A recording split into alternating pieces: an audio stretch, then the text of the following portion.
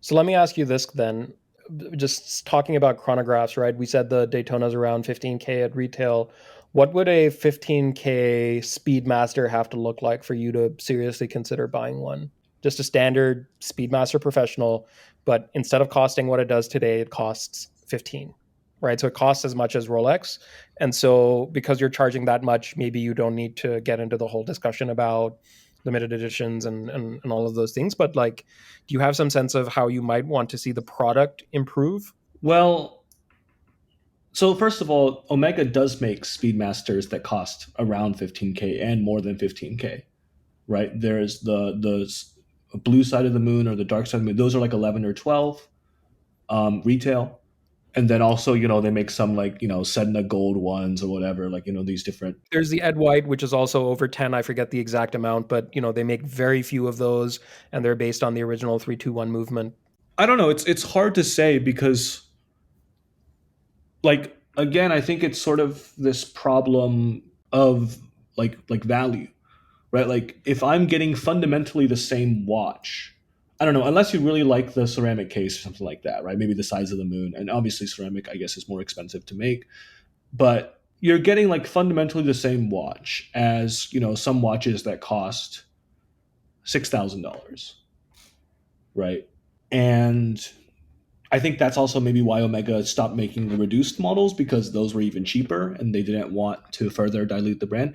But I think the problem is, yeah, like why would I pay so much extra for a Speedmaster if I can get basically the same thing for half the price? So I'm not so to answer like what would have to change.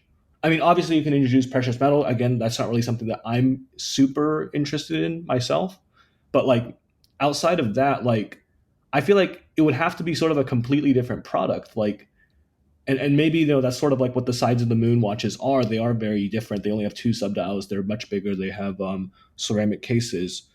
But I don't know. I also can't really look at those with much appeal because I feel like they're just way too big. Like they're like 44.25 or something like that. But yeah, it's almost like you need a fundamentally different product. And again, like if you're looking at this not in a vacuum, you can get modern watches for half the price, and then there's an unlimited number of like reduced and other variations, and you have the moon swatch, and it's like just covers the entire price spectrum. I personally believe this is to Omega's credit that you can now buy a watch that says Speedmaster on the dial and that looks like a Speedmaster for $260 or $70,000 and every price point in between. And I think that because what they're basically saying is that the Moon Swatch is a celebration of space and the American Space Program and Omega's association with it and the spirit of adventure and discovery and all of those things that kind of make up the marketing message. But then depending on whether you just want a slice of that experience because that's all you care for, or that's all you can afford, or you're young and you're just getting into the hobby, or any number of reasons, you can just spend $260 and you can get one of 11 different variations. It's made of plastic. If it breaks, you can't fix it. It's just going to get tossed, but it still looks like a Speedmaster. It has the exact same case proportions and dimensions, and it says Moonwatch. It says Speedmaster on the dial.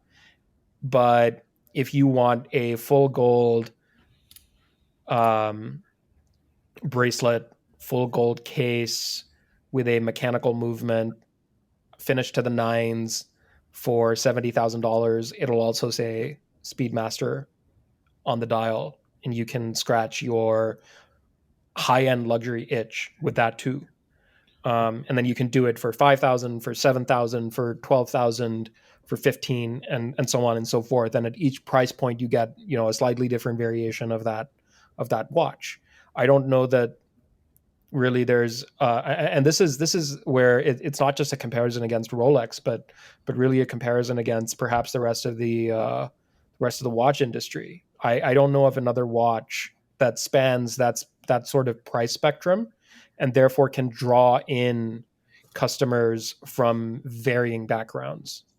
Yeah, I think that's a good point. I mean, it's just a different definition of luxury, right? Like if like maybe, and in fact maybe it is strategic, right? Maybe this is like the question of Rolex and Omega is maybe not so relevant anymore because Omega has taken sort of like a fundamentally different approach based on what you just described to try to market its products, Right. right? But I would say that in like if and so that by doing that, I think that basically Omega is saying like we don't care so much about value retention, we don't care so much about you know um, the secondary market values for our watches, and by that in that sense, maybe so much like the I don't know like the brand equity. I guess I'll just go ahead and say that like if you're selling $300 watches that say Speedmaster on them, and if you're selling 5,000 and 10,000 and $50,000 watches that say the same thing, to me that shows that you're okay with diluting your brand equity.